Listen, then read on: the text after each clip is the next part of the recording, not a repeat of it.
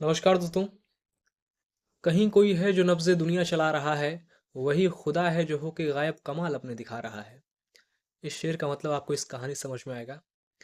दोस्तों, बात उस समय की है जब जम्मू कश्मीर में बहुत तेज़ी के साथ बर्फबारी हो रही थी और हमारे और पाकिस्तान के बीच संबंध उतने अच्छे नहीं थे।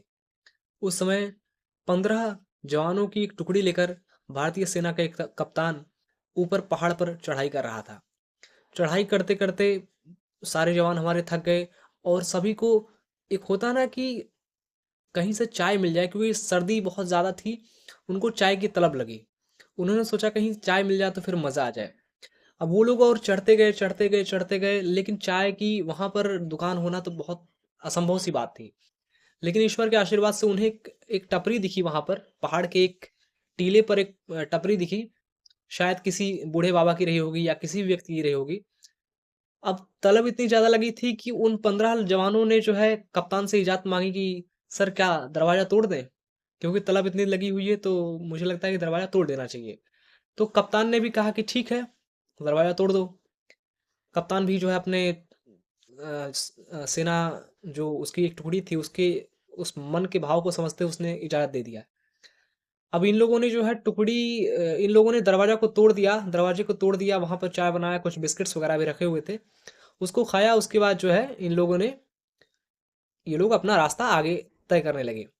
अचानक कप्तान पीछे मुड़ा, उसको कुछ अपने मन में एक होता है छोटी-सी ग्लानि हुई। उसने कहा कि नहीं, हम इस तरीके से किसी के दुकान में घुसे और तोड़कर जो है ये हमें शोभा नहीं देता। तो अपने उस गिल्ट को, अपने उस ग्लानि को दूर करने के लिए उसने चीनी के डब्बा रखा था, चीनी के डब्बे के जस्ट नीचे उसने ₹1000 का नोट रख दिया।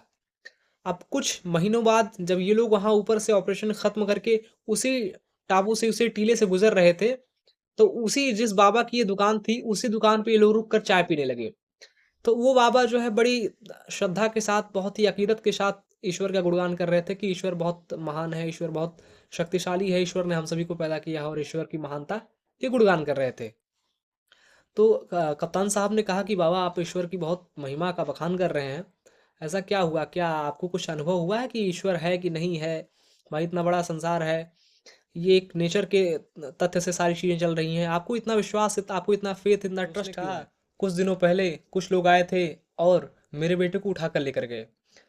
उन्होंने उसे जासूस समझकर बहुत मारा-पीटा और फेंक दिया, जिस कारण से वो अस्पताल में भर्ती था। और उस दिन अस्पताल में मुझे पैसों की बहुत ज़्यादा ज़रूरत थी और मैं चारों तरफ ढूँढा, इधर-उधर परेशान हुआ, हर जगह गया, लेकिन मुझे पैसे कहीं नहीं मिले। थक-हार कर जब मैं अपनी गुमटी में आया, तो मुझे चीनी के डब्बे के नीचे कुछ पैसे पड़े मिले। तो मुझे लगता है कि वो पैसे भगवान ने मेरे लिए भेजे थे, मेरे बच्चे को बचाने के लिए भेजे थे।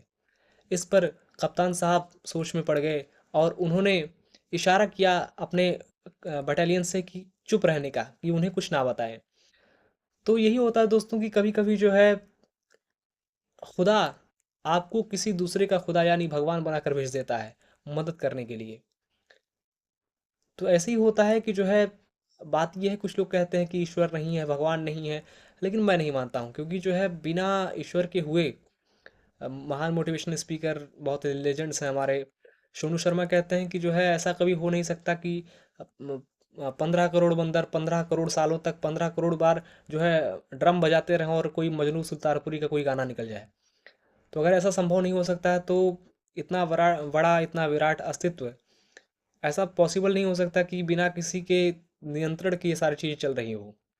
तो इसीलिए शेर के स्टार्टिंग में मैंने कहा कि कहीं कोई है जो नब्ज़े दुनिया चला रहा है, वही खुदा है जो होके गायब कमाल अपने दिखा रहा है।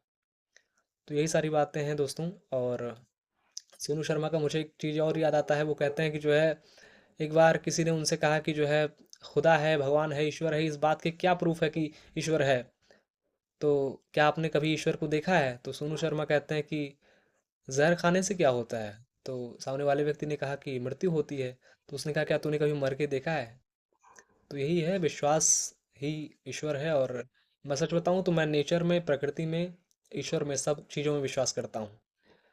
क्योंकि मुझे ऐसा लगता है कि जो जो मैंने चाहा है वो चीज़ें मुझे मिली हैं और मुझे मिल रही हैं। मैं जो भी चाहता हूँ मुझे मिल जाती है। जो भी हाथ जोड़कर प्रार्थना करता हूँ ईश्वर से, भगवान से, वो सारी चीज़ें मुझे मिल जाती है। और मुझे लगता है मैं उतना डिज़र्विंग पर्सन नहीं हूँ कि मुझे वो सारी चीज़ें मिले, लेकिन हाँ, हाथ जोड़ता हूँ, ईश्वर के सामने माँगता हूँ, वो सारी चीज़ें बड़ी ही आसानी के साथ मुझे अवेलेबल हो जाती हैं।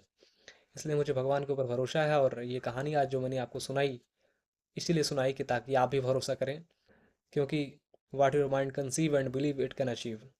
अगर आप कुछ सोचते हैं और उस पर विश्वास करते हैं, चाहे वो कोई भी शक्ति हो सकती है, आप अगर उस पर विश्वास करते हैं तो वो सारी चीज़ें पॉसिबल है।